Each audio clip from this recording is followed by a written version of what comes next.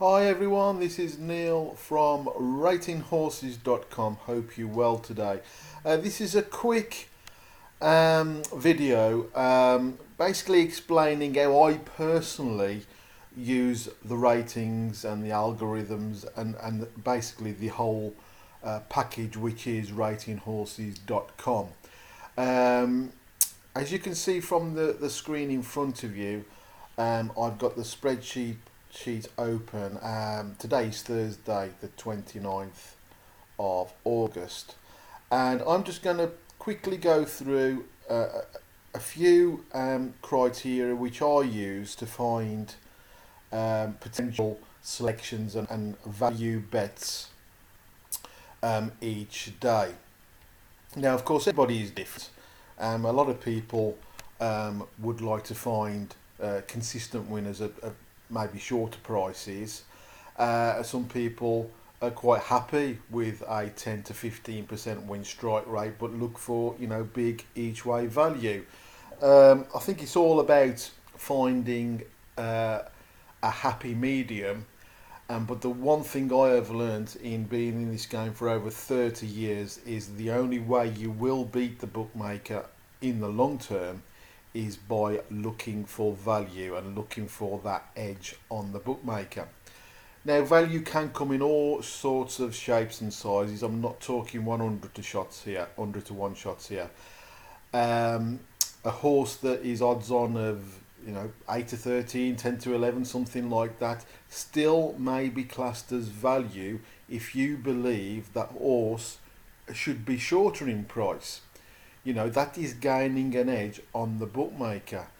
Again, with each way selections, if you find a horse that is available via any bookmaker at 7 or 8 to 1, and it's in your eyes you think it should be shorter than that, maybe 9 to 2, 5 to 1, then again you believe that you've got the potential to find value within that selection. And if you use our ratings and other methods, that are a lot of free or very cheap products out there on the marketplace now, it's all about finding that value. It is the key to success. So I'm going to quickly go through the race cards with you now and show you the rough ideas and practices I use on a daily basis to try and find potential selections and look for value. Okay, so as I say, everybody's different. I have to be honest, Irish racing is not really my thing, so I will dismiss Bellastown today. I have quickly looked through the race cards, and to be honest, there's not too much to get excited about in the UK. Carlisle has probably got one of the strongest cards, but that's, again, if you scroll down here, we've got a Class 5 handicap, Class 5 handicap, Class 4, Class 6, Class 6. So, the quality of racing is not great. But the thing with these Carlisle race cards and the Class 4 and Class 5s are there's 8 or more runners, so potentially we've got good each way value. So I'm going to concentrate first of all on the 240 at Carlisle. And you may well be new to ratinghorses.com. If you are, I'm not going to go into too much detail about specific ratings and algorithms on this video, but there are help tutorial videos available on the website, so please make sure you're checking those out, okay? First thoughts on the 240 Carlisle race is there looks to be quite a decent thing in our top rated horse, Gale Force Maya. As you can see, the R1 rating is well clear of Tenax and Pendleton, and it's also top R2 rated. The two scores mean that Gale Force Maya has a score of 25, which is 7 clear of the next rated. There's no draw bias here. Sometimes you will see that these boxes in column G will have different colours, green, yellow or red, but there's no draw bias indicated in this race. Gale Force Maya has won its last 2 races, and indeed none of the other horses in this race today won its last race. The best of the bunch is Pendleton and Lady Calcaria, that both came second. So Gale Force Mayor last ran 24 days ago. The trainer seems to be in decent form with a run to form figure of 53. And we can go over to this column here and we can see there's all pretty much of muchness, to be honest, with the trainer form. So nothing that really stands out there. And the majority of the recent horse form is very similar, apart from Society Queen and Lookout Louis, that both have quite high horse form figures, which is not ideal. The one concern for Gale Force Mayor in this race is our algorithm. The OF strategy only has the horse ranked 5 of 8. The top rated OF horse is Tenax, with second one being Pendleton. The speed ranks are similar, with the best speed rank of all the horses is Lookout Louis, but I'm going to dismiss that anyway because of its recent poor form. But Pendleton and Tenax have a speed rank of 2 and 3. So already I think I can probably be reducing this field to 3, potentially 4 runners, and those runners are the top 3 in the main ratings: Gale Force Mayor, Tenax and Pendleton, mostly because Gale Force Mayor is well clear of our normal ratings.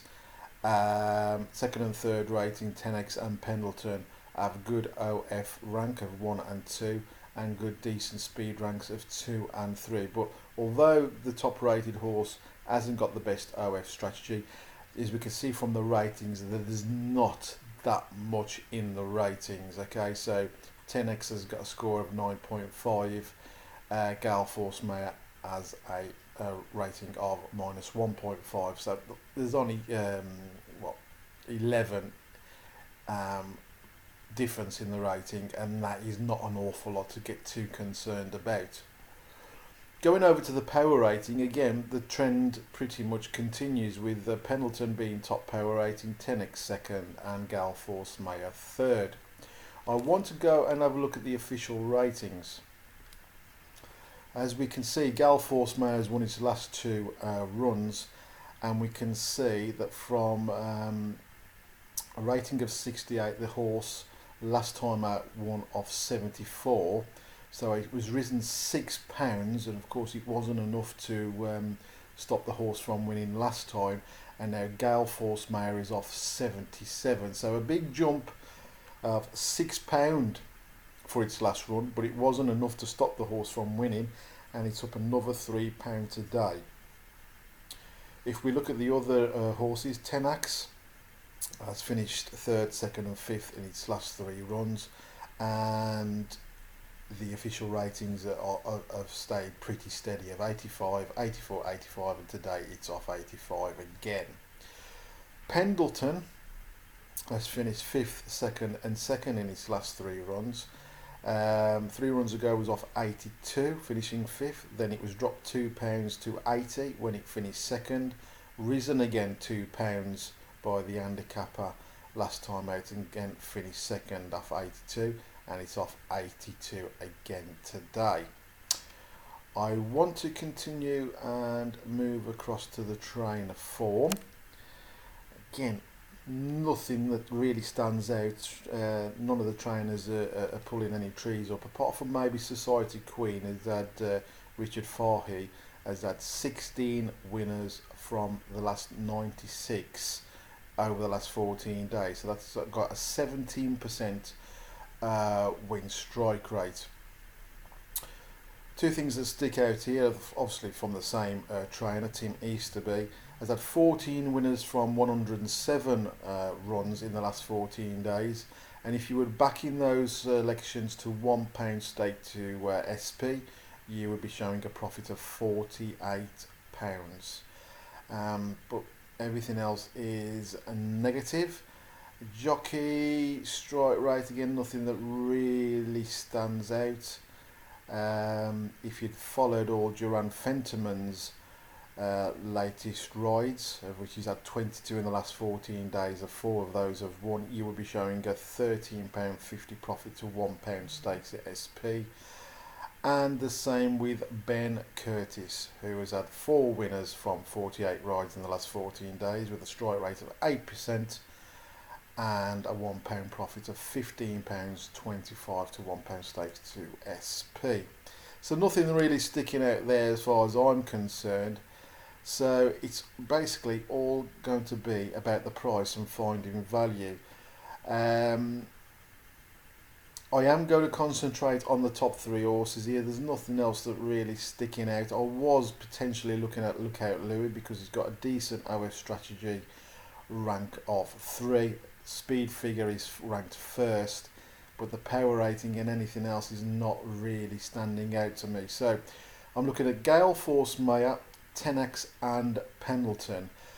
Out of those 3, I'm particularly interested in Pendleton because it's not gone up in the weights. It's knocking on the door, finishing second at the last twice. If Gale Force Mayor is any sort of decent price, maybe the additional £3 it's got today on its back today, it may still not be enough to stop the horse. This column here can be quite important. I'll come back to that in a minute.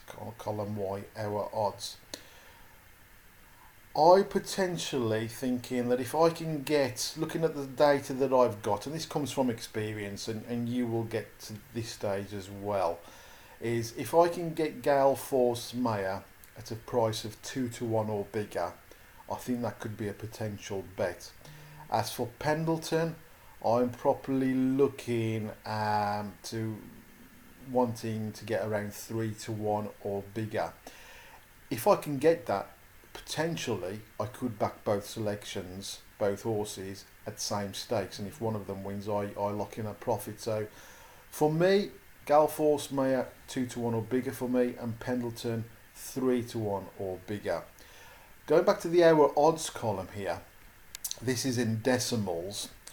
Our odds, as I say, it's very key that you try and find value, and this column can be very useful in the fact that our software and algorithms state that you should only really be concentrating on backing Gale Force Mayor if you can get odds of around 4.82 or bigger. Now 4.82 is just under 4 to 1. Okay, I don't think for 1 minute you're going to get that price. I could be wrong. I'm going to look at the odds on odds checker in one moment. Pendleton, again, the value is saying 4.23, which is just over 3 to 1. Okay, so that pretty much fits into what I'm sort of thinking with Pendleton. I don't think for 1 minute we're going to get a horse with odds of around 4 to 1 or bigger that has won its last 2 runs, but we'll still see. So this column here can be very important to you if you always think of that message I keep telling you and drumming into your head. Look for value, try and find that edge. Okay, so right, 240 Carlisle, let's go and have a look at odds checker and see what sort of prices we've got. Odds checker's on a bit of a go slow, but here we go. Okay, interesting.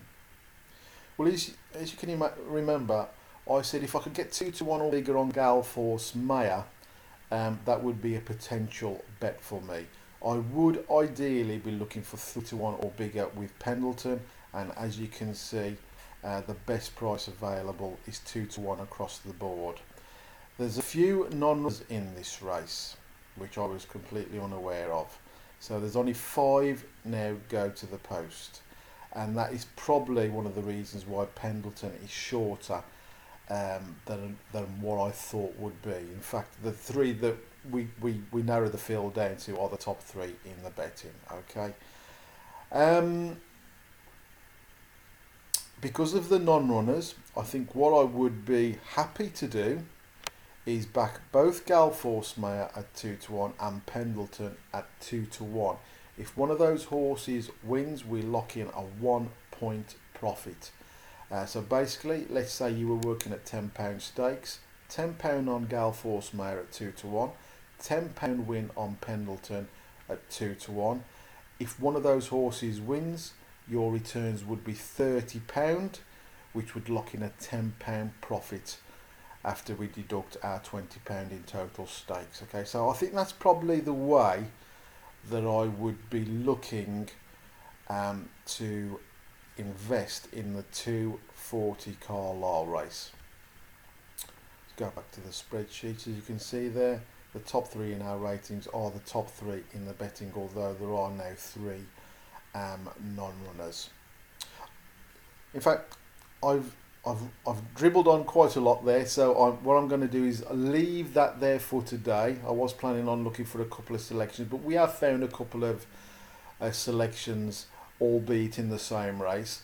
Yep, I'm going to back Galforce Mare and Pendleton in the 240 Carlisle race, and well, time is just past 5 minutes past 12 midday, so a couple of 2.5 hours before the race is off, and well, let's see how things pan out, and that's the way I use the ratings.